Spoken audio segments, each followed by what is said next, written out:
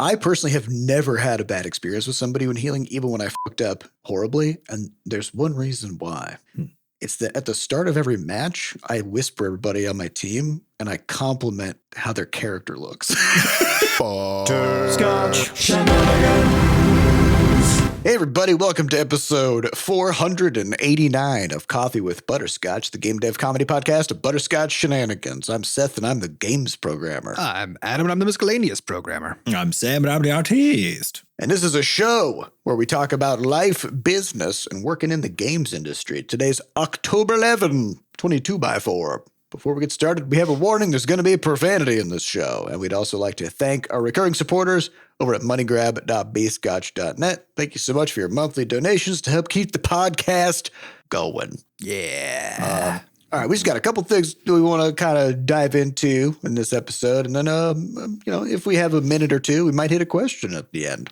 So first off, I heard some shit went down in a mini golfing situation. I have no idea what it is, though. Well, I think let's get into it. Yeah, this is a story. This is a testament to the inherent confidence, perhaps hubris, present in my wife. Okay, it was our anniversary this past week, and so what did? We went mini golfing because that's like what you do to go celebrate one of the most important days, that you've ever had, is you go do some putt-putt, right? You fight some windmills. I literally can't think of anything else you could do. It's the most romantic thing you could possibly do. So we go, and we're having a blast.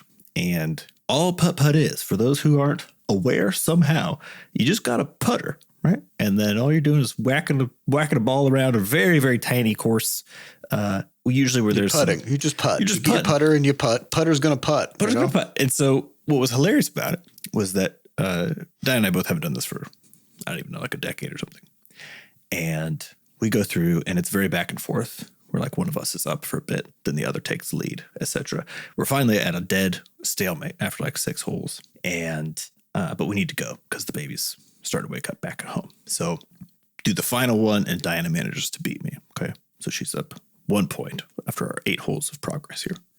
We get in the core and into the car, and Diana's like, "What is it about putt-putt that's like, or like, is it how equivalent is it to like golfing?" I was like, "Well, like putting is the same.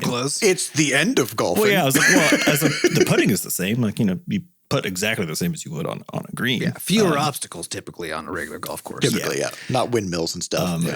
And she was like, "So you're saying like I could have been great at golf?"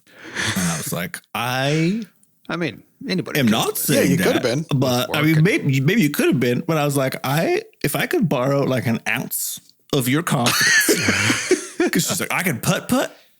I could have been a pro at golf, and I was like, I don't know. And then probably on the drive home, she's just weeping for the life that she could have had. Yeah, I was like, I don't want to shoot down your dreams here, but I don't know. It's like I don't think just the one skill honestly though extends. Like, what is she? She's early 30s. Yeah. Mm-hmm. Like you that's the prime age to start a whole new golf career. Oh, 100%. Yeah. So many of these golfers, they're like 90 or some shit. Mm-hmm. I don't actually know if that's true, but I think the pro golfers, say it is. They're definitely older than like most other. It doesn't produce quite as much wear and tear because there's not a lot of contact, Yeah. Yeah. Or any sport where you spend a lot of time sitting in a cart. You got some longevity in that sport, in tennis, you're just sprinting around. It's hard on the knees. You're ripping muscles all the time and shit, and it's 2 hours of just nonstop action, right? Mm-hmm. And golfing, it's just like whack, hang out for a while. I think what's so funny about those, I was like, it's like if you played ping pong for a bit and then you're like, I could have been like a pro at tennis. Is that what you're telling me? She's just Dunning-Krugering this thing like to the max, I love it. right? It's like, I think golf is 2 different sports. It's like, it's on the green. Yeah, putt is one, and then it's like hitting balls into the air is the other one. To be fair, I feel like if you get real good at like mini golf putt, I feel like training wise, that's like extreme version of what you putt on a green. You know what I mean? Because you're not dealing with windmills and like trajectory bouncing off of hard surfaces in the case of like a real green. Yeah, mini golf is the most extreme version of golf. It's like if Red Bull was like, how do we make a cool golf thing that we can market? They would come up with mini golf. They can't because it's already been done, So instead they just throw people out of airplanes and shit like that, which is basically the same. Yeah, you absolutely can. And so I guess I want to put it out there as one of those things where it's like, have the confidence, just have that confidence that you could do it. If you go putt, yeah, you could go pro on golfing. If you go, I don't know, do a game in a game jam. I don't know. Maybe I was going to say, like, it's kind of the same, Yeah, I was going to say, I don't know if her confidence is like separate or is like in a different category than the hubris that we had when we started the studio. Oh yeah, I agree. I'm not even ours was like, we like games. We can make games, right?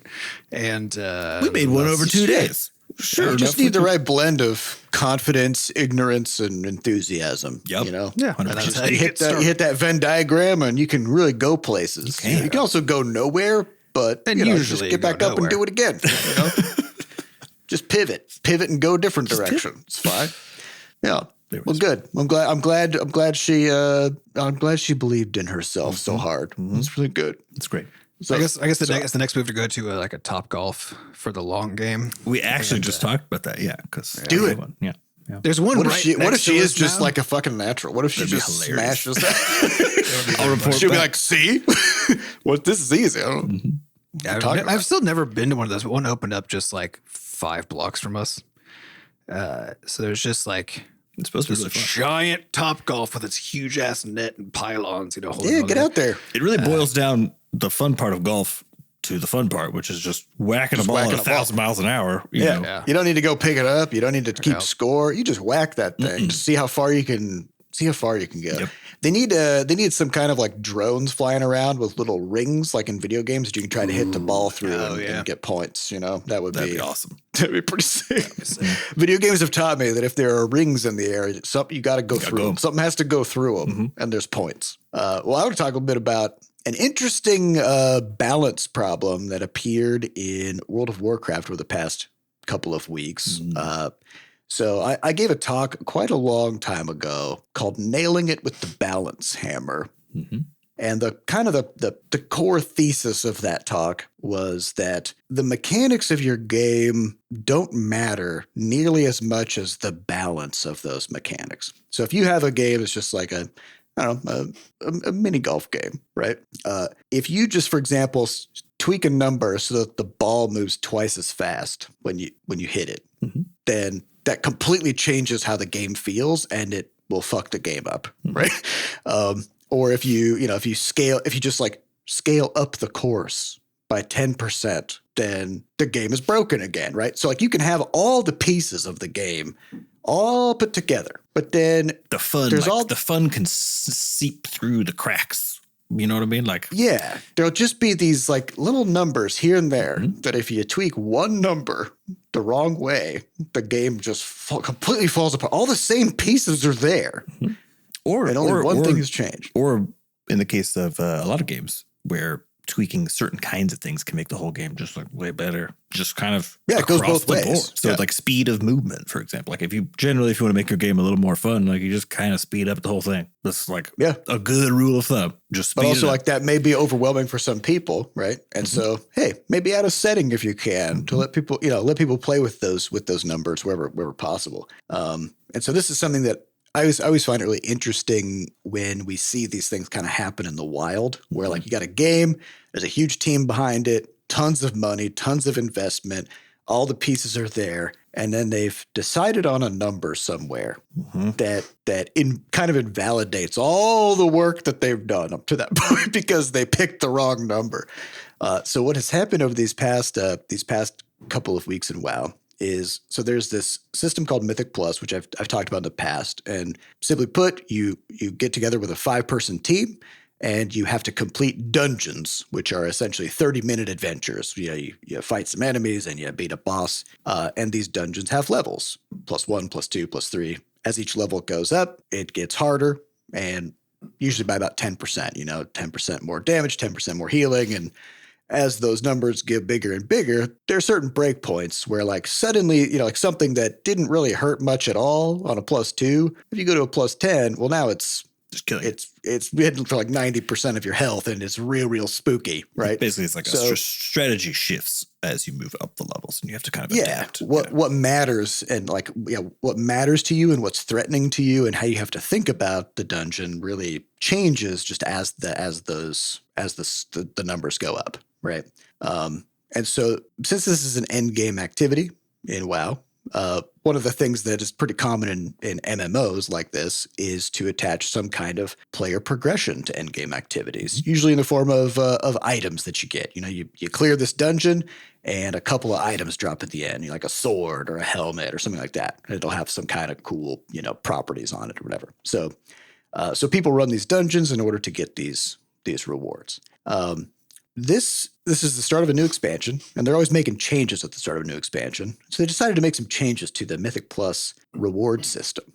And at the end of the day, I will get into the details, but it basically means that they, instead of having like kind of incremental rewards that go, like each new level that you do gives you like better rewards, they accidentally set things up so that there was lots of overlapping awards that didn't really matter, and then everything came down to +9. Okay, as in, like once you're able to do once you're able level to 9 stuff, then that's where you actually get like a. That's just where you go. Okay, yeah. So level 8 doesn't matter. 7 doesn't matter. 6 doesn't matter. There's no reason to do the same, but you're like the same as you were when you're doing those things. As in, like, if I was level 2 or if I was doing a level 2, I now have you're the same character. But I mean, I have the same gear. Like, I'm not more powerful when I go to level 8. I only get more powerful if I can beat level 9. Right. Got it. So I won't get into the specifics of it. It basically comes down to some kind of an upgrade system. If you can do 9s, then that's what actually allows you to get better gear and progress your character, and everything else below that does not matter. Okay. So the trouble with this is these dungeons are hard, and there is a rating system associated with it. So as you complete higher level dungeons, that you get a number on your character that kind of represents how high you've gone. So each sort of like as you go up, best score or something. Yeah. And so in the past, people would look at that number and use that as a way to filter out applicants to a group. Okay. So if I'm starting a group, I want to do a +10 or something like that, and then a bunch of people apply to my group, I can see what their rating is and use that to determine, like, oh, these people have really like done a lot of really high level things, and so they'll probably know what they're doing. If somebody applies and they got a really low number, that means they've barely done anything, or they've kind of only done the easier levels, and you filter those out. It's like they need to spend more time. They don't know what they're doing. Working their way up through the lower levels, right?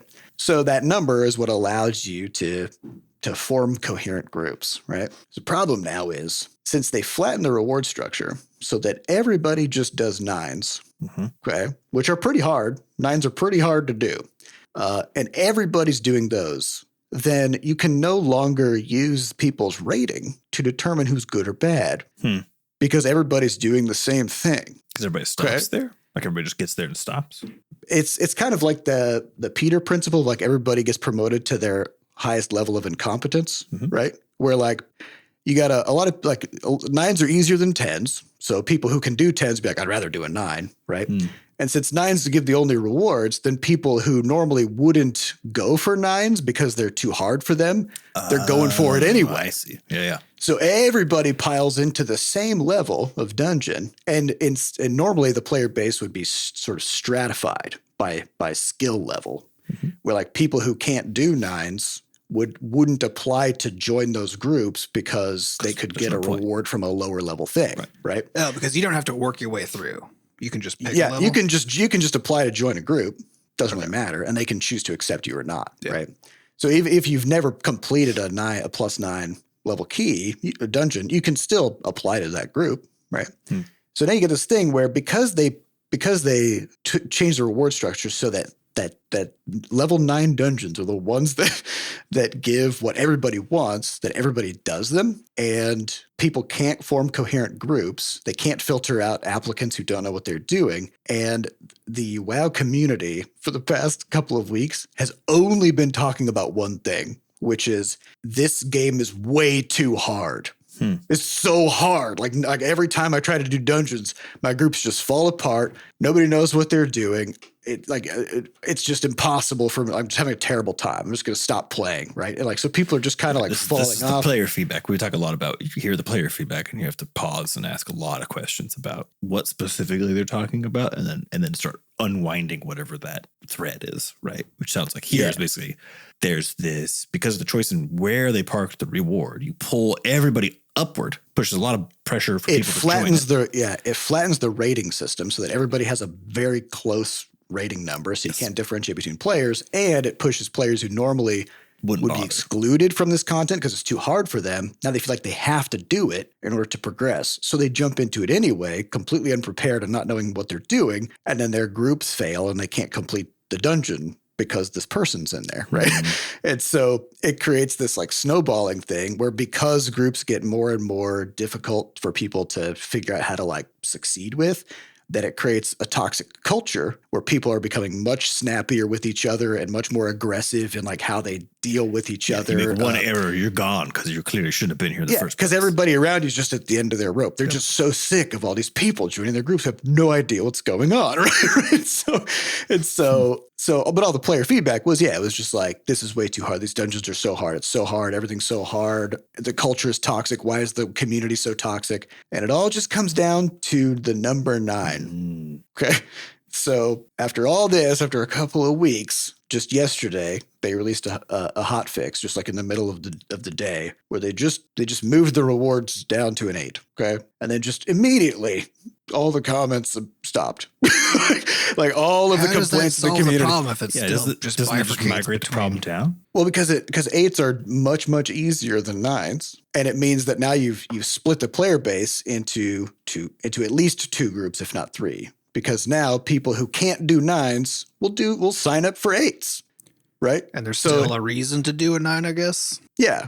Yeah, because you still like get better gear. It's just that, it's about the kind of the specifics of the reward structure. And there's special things that become available basically starting at 8. Yeah, because what would happen before was actually nothing would happen in an 8. 8 was like a dead dungeon level where like you wouldn't get any additional rewards. There was no reason to do it, so people would just skip past it. So instead of having like an actual 10%, like a nice incremental growth pattern, really what you have in terms of like where the player gets rewarded is like a 10% plus another 10% on top of that, which is like it just keeps getting harder. Yeah, a compounded difficulty increase. Yeah. So this basically lets the players who aren't as good, choose to jump into a level of dungeon that's a lower level than what the better players are doing. And you're saying that it's an important distinction because this is kind of to Adam's point, like how come it wouldn't just migrate down the problem? It sounds like it's because there are certain points where like the numbers get big enough where you go like the difference between being one-shotted by something and not, for example. Yeah, it's a big difference. It means like you have to play it completely differently, right? So every dungeon level, there's these breakpoints where like a new thing starts to matter because of that 10% jump in everything, right? Got it. Yeah, and so it happens in kind of 9, and that was where you have this required participation that then just like blows up everything. And so it's kind of an interesting demonstration of how matchmaking is such a problem in games, because in a weird way, like you need to stratify the player base. That you need to try to like put like with like. Yeah. If you take an extremely skilled player and put them with a player who is very new to the game or just doesn't really know what's going on, then both players are going to have a terrible time. Well, unless it's PvP, in which case the really good players are having a blast just. And the other people quit. Did you guys see that? I can't remember if we talked about it, but there was a white paper a while ago from one of the big companies that has a multiplayer. Activision. Is it Activision? Yeah, that PvP. I think. Because they were talking because they had actually they had done experiments on whichever game it was, one of the big shooters, to like try different forms of matchmaking with different extremes of like how much do we allow there to be like a large gap between skills and stuff.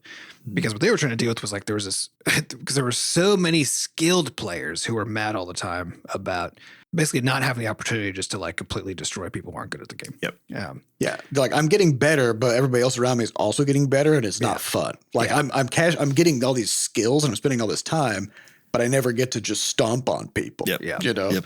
And because those same people aren't thinking of the other people they would be playing against as people who would then have a bad time, Right. It's just their play experience that they're it's just other people are content, right? And that's it.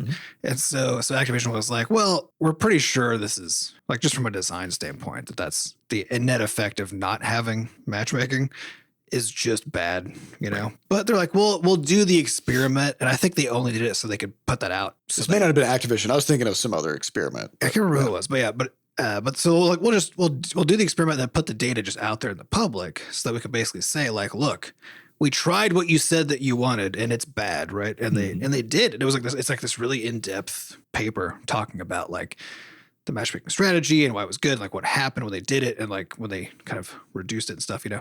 And then in effect was exactly what as a game designer you'd expect, which is the best players had more fun when there was less, and nobody else did.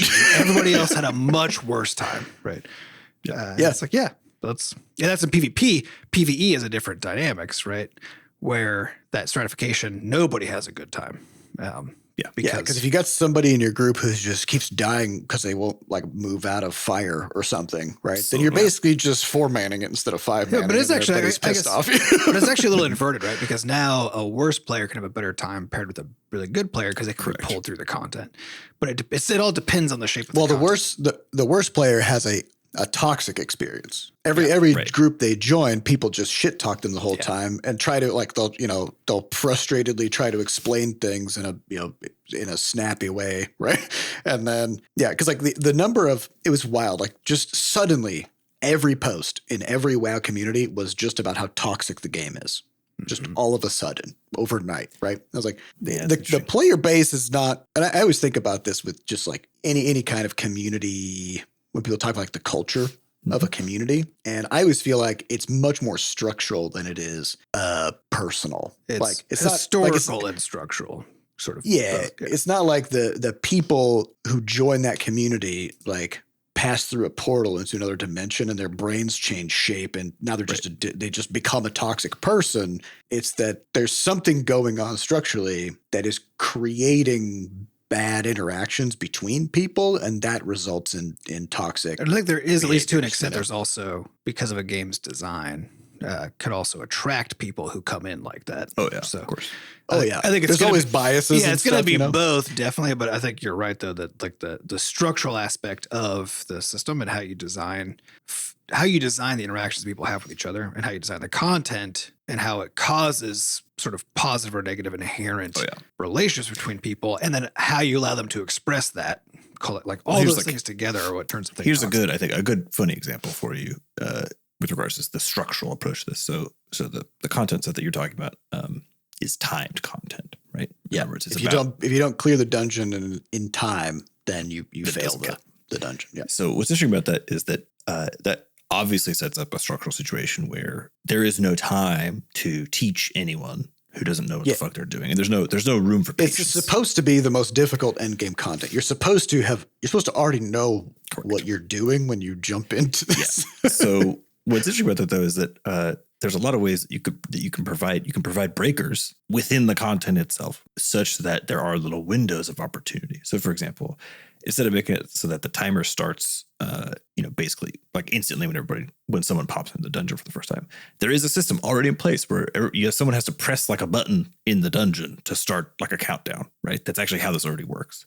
But what's weird is that they don't extend it any further, right? Because you could see what happens is like, if the whole point is like kill all these bosses, or whatever, it could be after every boss, there's like the timer fucking stops for a minute and like everyone's trapped in a little dome or a little bubble nearby. And then you just like wait until, all right, we're ready to go. Or you add some kind of like, some kind of a one-time use timeout, Yeah, something like that. Where it's like, it just puts everybody in a little bubble. And it just freezes time, right? Like the enemies stop moving, everything just stops. And you can't move either, but you just like. Yep. So you can have like hey, can we do this way? Because it's a problem, right? Because if somebody's like, oh, I got to let my dog out. Yep. The dungeon's over. Oh, I got to pee. Oh, my spouse needs something. Yeah. And so that's what you got to lock in. That's what I mean when we talk about like structural breakers here. It's like you can provide, you already see it happen. They already do it at the start because it would be insane given that people come into the dungeon over the period of like a minute or so. If the clock started instantly, you'd have that this problem would be exacerbated 100x, right? Yeah. So they were like, okay, let's not do it there. So you could extend it a little bit such that maybe after every boss encounter or whatever else, there's a little window where we could take a beat and collectively move forward, right? But instead, it's just like pedal to the metal the whole fucking time once the timer starts. And so, of course, you're going to get a bunch of toxic shit. Yeah. And it just is that general idea of so much of game design doesn't really actually just think about the person as a person who's going to be playing the game, right? They think about them as like in this abstract concept of like, how good are they at the game and like that kind of stuff. But it's not taking into account like people have lives, right? And they are social animals and they interact with each other in complicated ways that are reinforced by the system that they're inside of and stuff, right? So this whole idea of like the game, like the way that whole system is designed does not take into account the idea that like, somebody playing it is an adult with an adult responsibilities who is doing this as a hobby, not as like the most important thing in the world, which means that something could just happen where they like now are not playing anymore. Or you just need to go pee. Well, people just have to pee sometimes, you know? I would agree, except it's just one of the pieces of WoW. Oh, of course, like this is like, it is like the hardcore, like a really difficult game mode. Yeah, no, I'm just saying though, like conceptually and collectively though, this is like a fundamental flaw in most of game design is that it doesn't actually treat the player as a human being. What we talked about with VR, right? Like putting on a VR headset and like being completely isolated, like that's also something that's just very anti-human. Yeah, like, and I'm not saying you necessarily can always like design around that, and it definitely like dramatically increases the complexity. And there are some cases where you can just say, fuck it, this is really hard content for people who could treat this game as a job. Like that's what this part of the content is, right? And you could be doing that kind of stuff. It should just be a conscious choice. I think what's interesting about those is that there's when there exists means by which you can short circuit the toxicity without compromising the point. So if the point is speed running challenging content, full pauses where everyone is trapped in a little bubble, like in certain places, don't violate the point of that, right? It just provides these little breakers. So that's what I'm getting at, which is like there's ways to do the thing that you really want to do, which is like, be extreme, really hard stuff, while like padding it a tiny bit so that new people coming in or whatever else don't get just. But also, I mean, there's also some amount of personal responsibility that I think is really interesting because like it's like one of the things that I'm trying to do this season in WoW is I want to learn how to be a good PvP healer, player versus player. Normally in that side of the game, I just punch people and just do damage. I've never really healed much, and it's like a whole other side of the game that I want to learn, which means I'm not very good at it right now. And so when I jump into a PvP match, I know that I'm probably going to let my teammates down in some way. Sure. Yeah. Right. And you always hear about, how like people yell at their healers when they die. It's just like being a healer is like inherently it's just you're going to get more bullshit thrown at you because you're supposed to keep people alive. Right. And so I personally have never had a bad experience with somebody when healing, even when I fucked up horribly. And there's one reason why. It's that at the start of every match, I whisper everybody on my team and I compliment how their character looks. That's great. It's transmog or transmogrification is the term in the game for like, the whole, customizing your boots. Yeah. I'm like, oh, that's a sick transmog. And I just basically say the same thing to everybody. That's just great whispers, and then they're just like, oh, thanks, man. And then they don't want to talk shit to me anymore because I gave them a compliment. I think that's actually just another example of like, because the fact that because the converse of this claim is basically that if you weren't doing that, you would be experiencing toxic behaviors by not first complimenting these people. Right? I think of it as road rage, right? When a car cuts you off, you're not thinking of like if let's say like two of us were driving down the road, right? And the other one kind of made a weird lane change in front of the other, right? Mm-hmm. You wouldn't be like, this fucking asshole, like what is wrong with this guy, right? You'd be like, Adam, what are you doing? And that would kind of be the extent of it because you're a person and I know you, right? But if you don't know the person, that's what I'm saying. You just think of it as like it's the same design flaw on the road as it is like in games, which is it's impersonal. Yeah. And so it's like the game, given that that's actually just the inherent nature of the game, the same way like the inherent nature of being on the road is that you're in death machines traveling really fast. So everything is fraught all the time. And whatever you do can just fuck up what somebody else is trying to do. And then they get really mad about it. And there's a huge communication barrier because people are other vehicles can't see each other. And people can see each other. And so you can't see. And even if you could see people as people, the stakes are really high, So like, the inherent system of driving is like, is antisocial. It's like flawed from the root, from a design perspective, right? Yeah. Games, though, you get to decide how they're designed, So like you can make choices that can alleviate that kind of stuff, where you can actually change the design for the purpose of reducing that kind of stuff. And if what you're left with is like, oh, well, we have the systems in place so that if you're like really nice via chat, then it's less likely that, people are shitty to you. That's an insufficient. Basically, all I'm saying is that's an insufficient. You can't design around every solution. It's like it's a road in the same way, right? You can't design. Yeah. Oh, yeah. I'm not saying you can do it well necessarily. My question is, is that something actually people are taking? You're saying, is it on the radar at all? Yeah, because my impression of most games is that piece is like at best tacked on, right? There's an at best tacked on aspect of like we made the game the way we wanted it to be, treating the players as like abstract concepts, right? Yeah, I think it's largely in a damage control aspect. Exactly. Yeah. It's a reactive thing, not as like part of the actual design.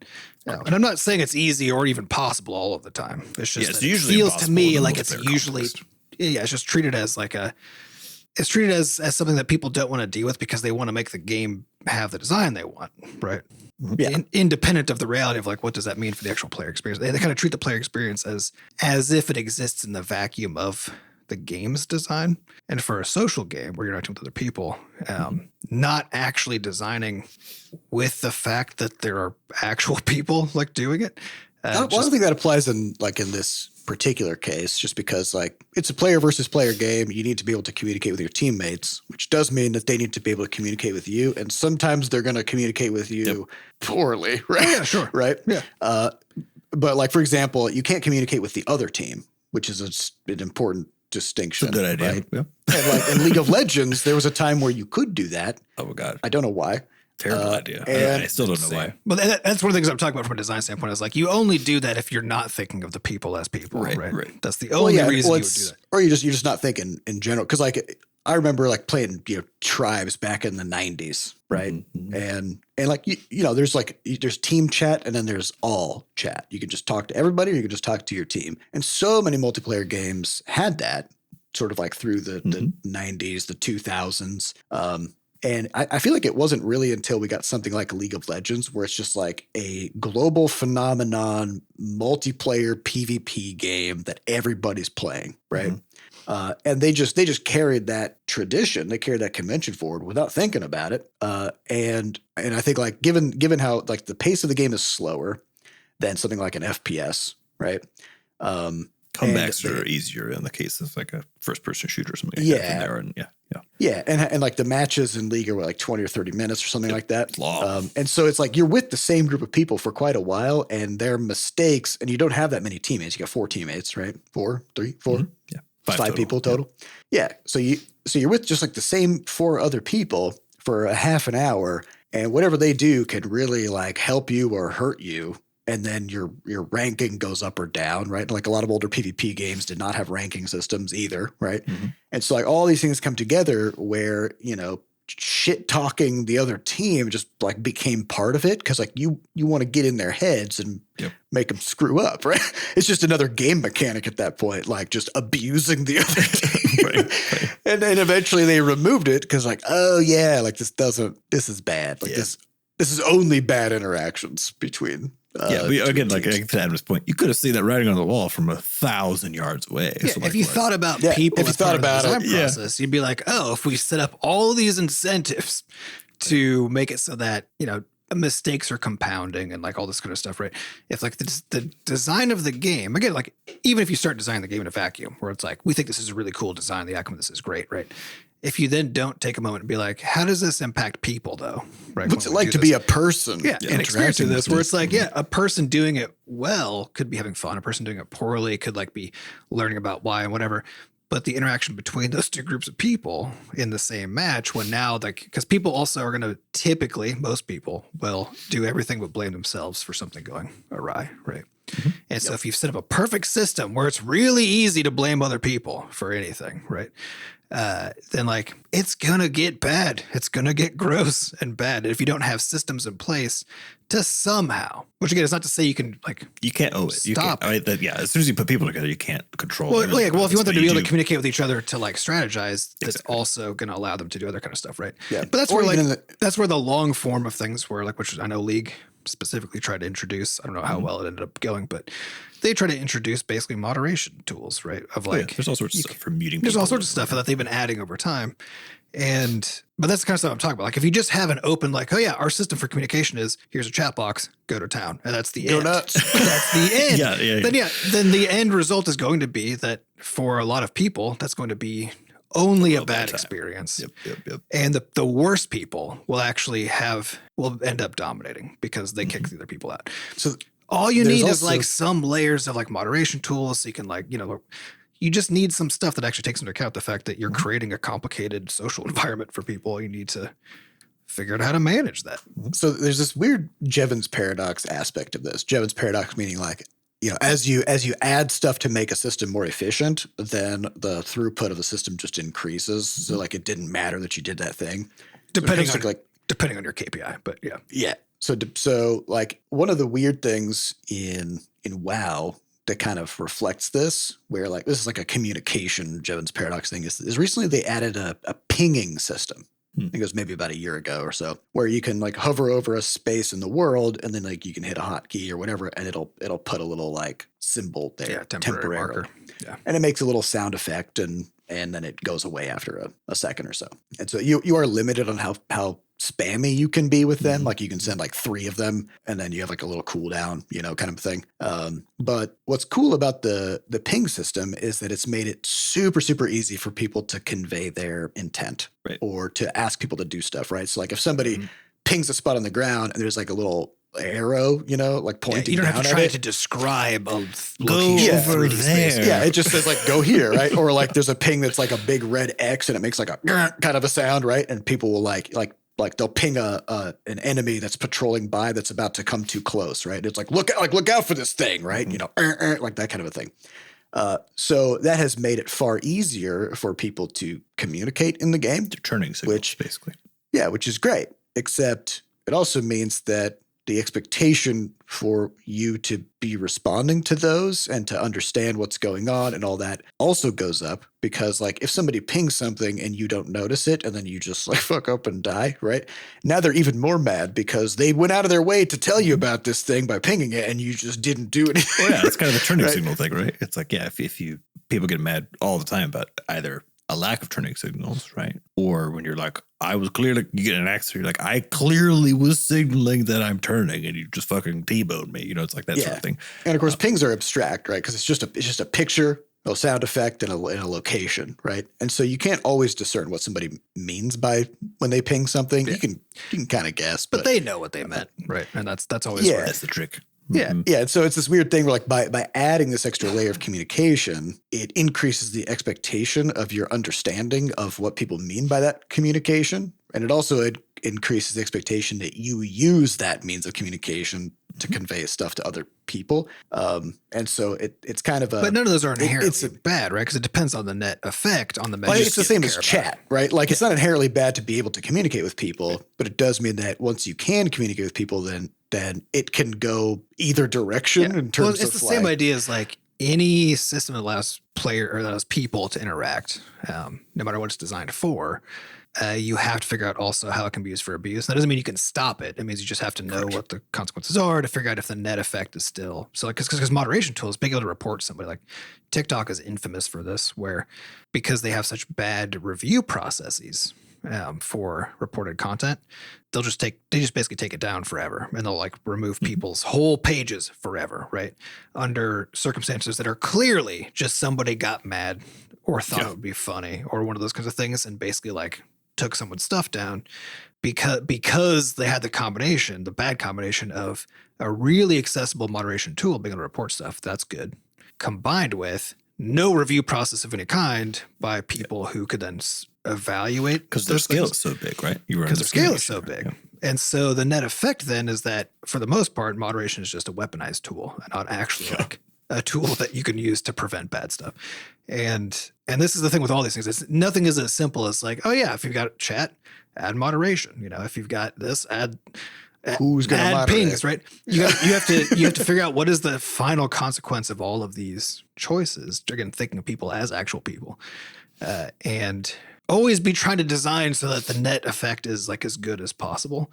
But don't pretend like, you know, like, oh yeah, it's like we need to chat, so we had to chat, and that's all. That's the end of our responsibility. You know, it's on them. Every system gets abused. Like one of my favorite stupid examples of like people like just abusing moderation systems is like WoW has a crafting system, so you can make items for other players.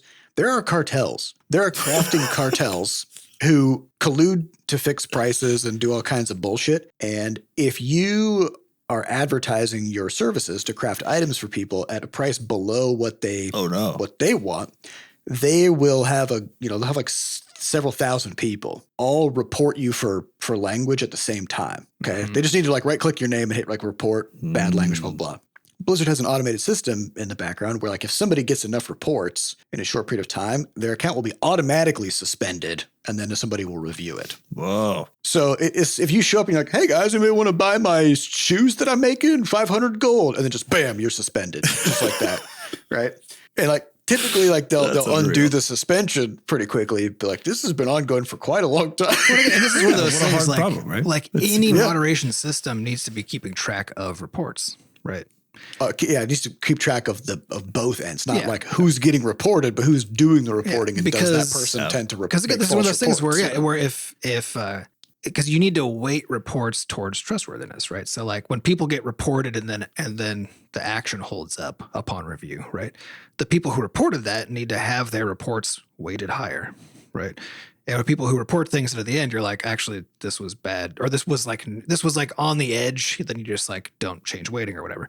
But if something reports something obviously maliciously, where they're using the reporting system as a tool, as an abusive tool, then that's where you should be now banning the people who did the reporting, is what should happen. But at minimum, you should be weighting their reports to 0, which actually like Levelhead does this. Levelhead does this, yeah.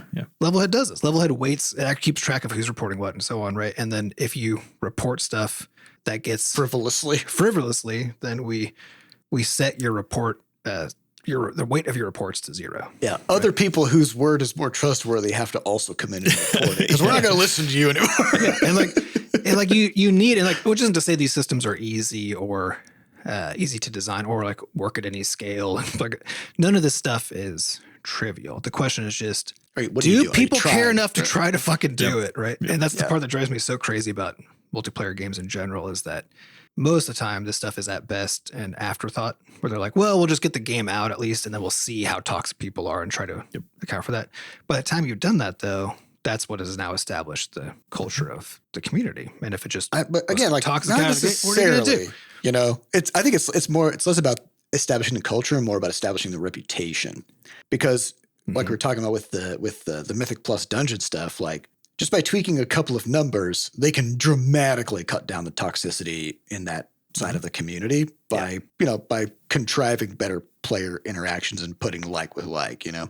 Yeah. And so, but it's hard to get rid of the idea though that has now embedded that like, this is just a toxic bad system. Yeah. I don't want to play this game, or I don't want to go into that game mode because I've heard all these horror stories about how people have been treated when they jump into that. Well, and that's where you develop the bias now. Then the people who aren't put off by that toxicity idea are the ones who are like not bothered. They don't care. They just jump in. And those who are worried about it then don't play. And now you start getting it. Now you get in a loop. And now you're just like getting now the toxicity becomes inherent in the culture of the system eventually, and then dislodging it is a whole other thing. Yeah, because I think League is a really good example of this, because it took them so long to start to try to do something about the culture of the game that they were fighting such an uphill battle. Because like I remember those years when they were putting out all kinds of interesting articles and stuff about the things they were trying and the consequences. I mean, like they were making significant progress, but also very slow.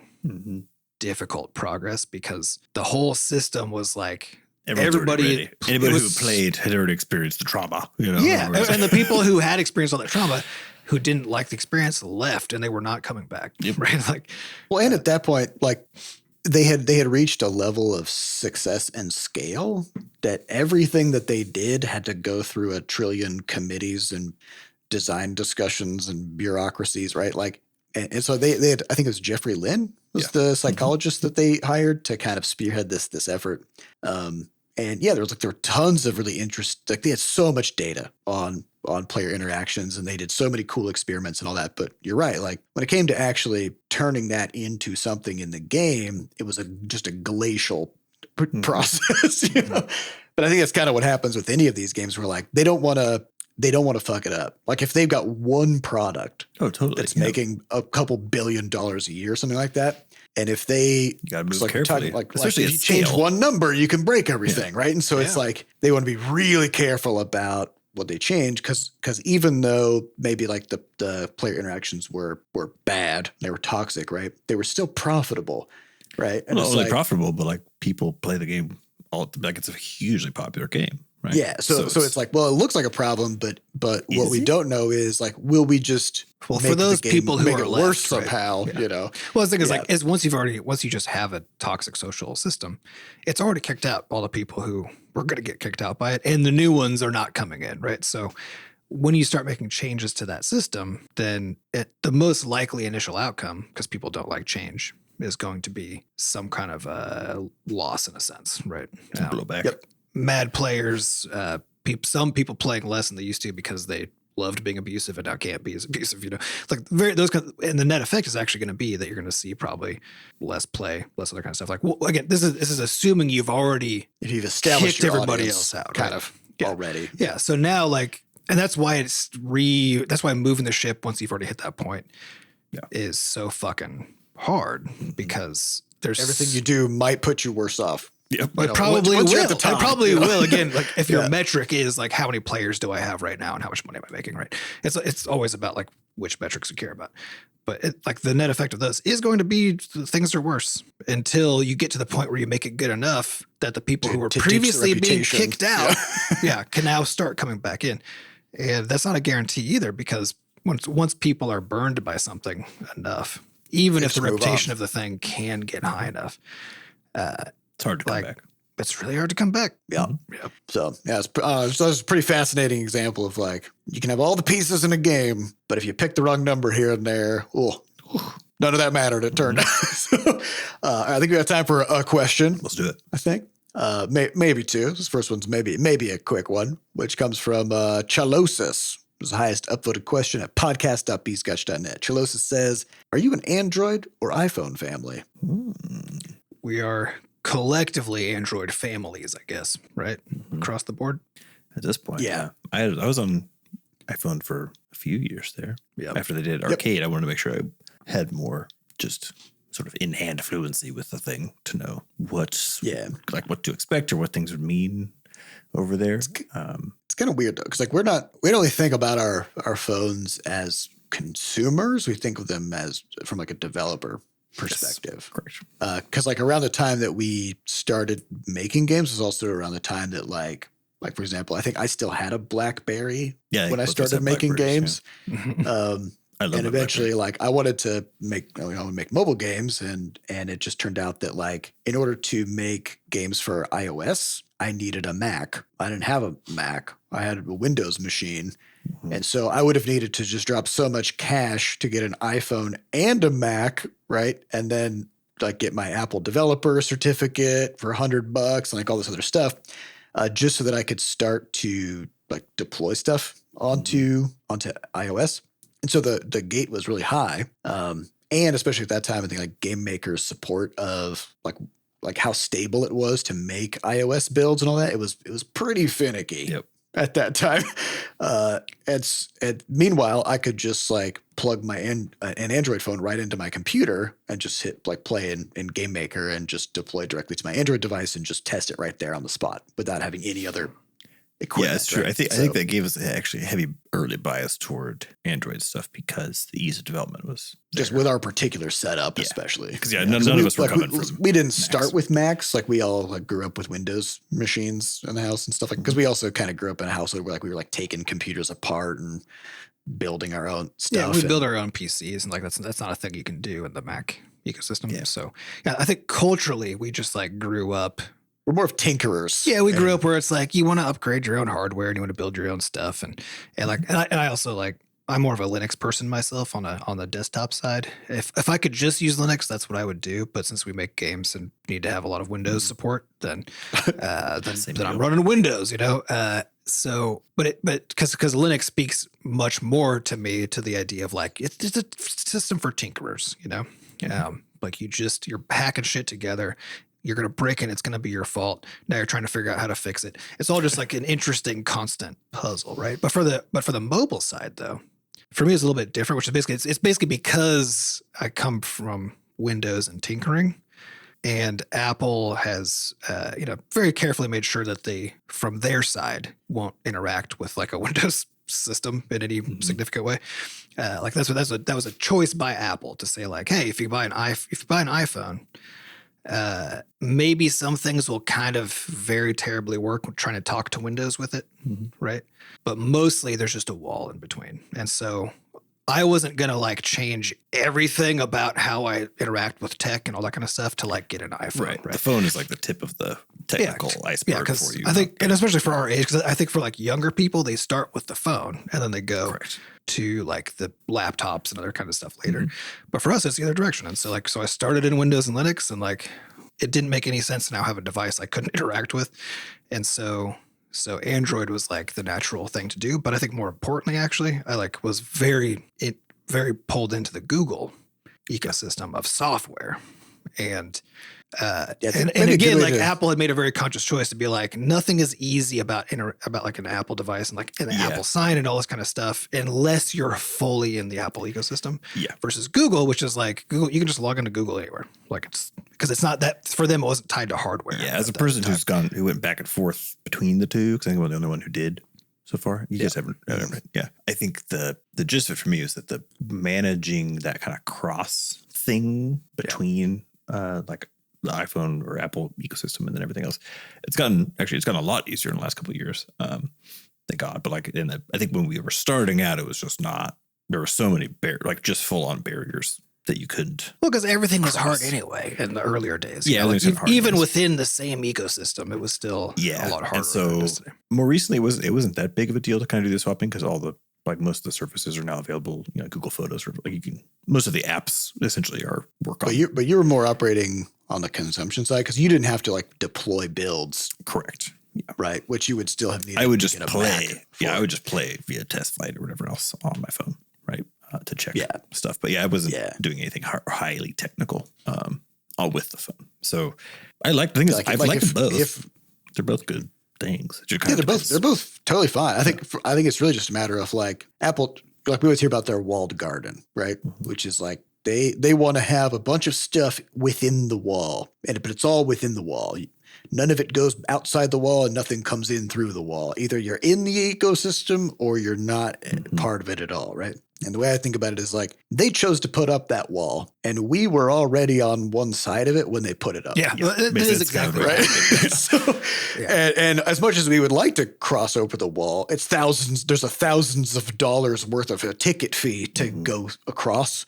And a lot of time. The fact is like, I don't like Windows as an operating system. Like I'm used to it and it gets the job done that I need to get done, you know, but like, I'm not a Windows fan, you know, like that's not much of a fan of anything really. Like nobody's a Windows fan. I think it's weird to be a fan of any of these things because like they're all doing about the same thing. And and there was kind of a reputation at the beginning that like, like iPhones were so much easier to use than Android phones. And like when I got my Android phone, I was expecting it to just like be really janky and not remotely similar to an iPhone. It seemed about the same to me. Like I couldn't really tell much of a difference. They're all learning from each other. Yeah, they've been just about the same since like 2012. Yeah. I mean, other than like, like for example, on Android, like you've always been able to rearrange icons on your home screen. And apparently that was a feature that took until this year for Apple to add to but it's also one of those just there's little differences, you know? Yeah. Well, and to me, like the differences are all small enough that I don't give a shit. Just like it mostly comes down to like, because my whole now, because I care a lot more about software than I care about hardware. And like the world that I want is the one where like I go to a browser to do everything in my browser. And it's everything, like for me, cross-platform is what I care about, which is about the web and about software. And it's not being locked down behind a wall. Yeah, it's not, and the fact is, like, Android has walls up too. Like everybody has walls up, right? And so I'm not happy with Android. Just anywhere. I'm not happy. Linux is the only place I'm happy because there are no walls for good or for ill, you know, like, and that comes with some costs, definitely, you know, but like, it's the one place where I feel like the spirit of what I care about, which is like, I believe that information should be free. I believe that you should be able to look into the guts of the thing that you're using. Freedom, you know, like I want all of that. And the only place you can really get that's not, because even like Windows is like getting weirder and weirder about trying to close up its walls. Android is the same deal. They're just like everybody. Steam is doing it these days too. They're just like everybody is locking down and tightening. Yeah, which there was a lawsuit between Google and Epic that did not go in Google's favor, which we're gonna I think talk about probably next week because we want to kind of get some more info, let things settle. But it's part of this idea of like either literally like putting up like blockers to keep it from doing stuff or biasing things in a way to like push out competitors and just make it harder to be on an alternative device or platform. Any of this is I don't like when it's like your software is tied to a device or your data is tied to a service and like you're just not. I don't like that no matter who's doing it, and everybody's doing it. So I'm mostly unhappy is the short of it. And as far as I'm concerned, it's all the same. So the only reason I'm sticking with the one I'm sticking with is because that's what I started with. Yep. And as Seth said, the wall was somebody else put a wall up and I was already on one side of it. And so that's why we were just standing there. Yeah, and then we there was a wall business. There. And now I'm here. And that's like, it's like, because once you're bought into these things, and this is also why like there's no reason for anybody to put these walls up. There just isn't. Because like, well, I mean, you make a lot of money that way. Well, the thing there's a lot of good reasons. But you exclude people too, right? Because I would have bought an iPhone if it was an option. Yeah, I would have too. If that wall wasn't there, you know. Yeah, but I would have had one just to like try it. Yeah, but it's like, but the switching cost is so high because I can't. All of my stuff is gone. Just all of it is gone. So even if there weren't all the walls in place and so on and so forth, like. I mean, because like basically what I'm saying is like nowadays the transition is more of a transition that you can do, right? If you want to like say move off your Android device to an iOS device or something like that. Yeah, it's not like. But if the walls were lower, that wouldn't change the dynamics because people do what they're used to and they do what their friends do, and they do what they grew up with and all that kind of stuff, right? So like. If we didn't have all these walls up, it wouldn't meaningfully change how much money the big companies are making. It wouldn't change the fact that you need to spend like $50 for a proprietary charger for your phone just because they refuse to use USB-C or something like that, right? Like, because again, that's another wall. Like it's just walls on walls on walls to try to keep you from buying anything made by anybody else. And the existence of that philosophy scares the shit out of me, and I don't want to get locked in. Like, I don't want to get locked in behind a wall where suddenly my pocket's being picked every 5 minutes, like for random bullshit. So like it's but again, like the software is great, you know? The hardware is great, everything is great, but man, those walls, whew. I don't know about that. It's spooky. Don't put me in a box. Let me be free. but the problem is that if we're using other people's stuff, we're in a box. So I think it's not a matter of even just choosing. It's just a matter of degrees. Well, it's degrees and specifics. Because like some things are better in some dimension, some things are worse in some other dimension, and it's a matter of the whole idea is supposed to be this matter of like you're picking which things. But the reality is you're not. You're doing whatever you've been doing or what the people around you are doing. And that's actually what's happening. And then you're just like hoping that the consequences are bearable.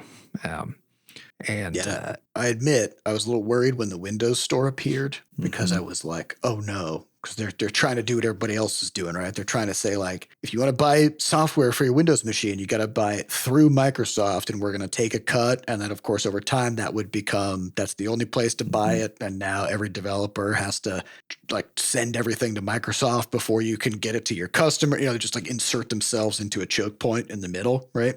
Fortunately, it was bad enough that nobody really went. It wasn't even that it's bad enough. It's that again, to Adam's point, what's been happening is not that. So making that happen is very hard. Yeah, because they got decades and decades of people selling stuff in a different way. Yeah.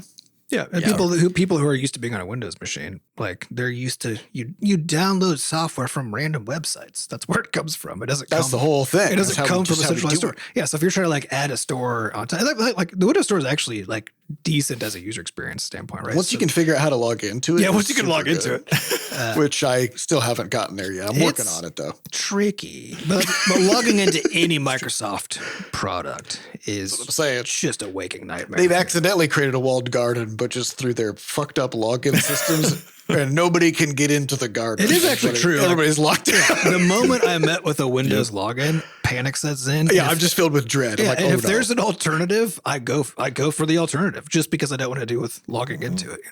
So yeah, the stuff is real. So I guess sort of just by chance and accident, we're Android. We are. Mm-hmm. Fully acknowledging that there's not that much difference between all this stuff, and one is more open than the other, and we just ended up on one side of it. Mm-hmm. So but it doesn't want to be more open. It's got the same problem as Windows. It just started more open as trying as a means of trying to compete. Like that was one of their selling points, right? And once you've done that, it's really hard to fully go back. They can't close it back down again. I mean, you can, and they're working on it. So. Yep. Everybody wants to trap you. No matter who they are. So that's all right. That's just where we landed. So and that's all the time we have for this week. I would like to thank our producers, Fat Bard and Sampa DeCoster, for putting the podcast together. And thanks to our community moderators who keep our Discord running. To get more involved in the Butterscotch community, you can just go to podcast.bscotch.net, where we have links to the Discord, a way for you to donate, and links to the podcast archives. And if you haven't yet, head on over to Steam and give Crashlands 2 a wish list. It'll help boost it up the charts, and it'll help us have a successful launch, and we would appreciate it. Thank you all for listening. We'll see you next week. Goodbye.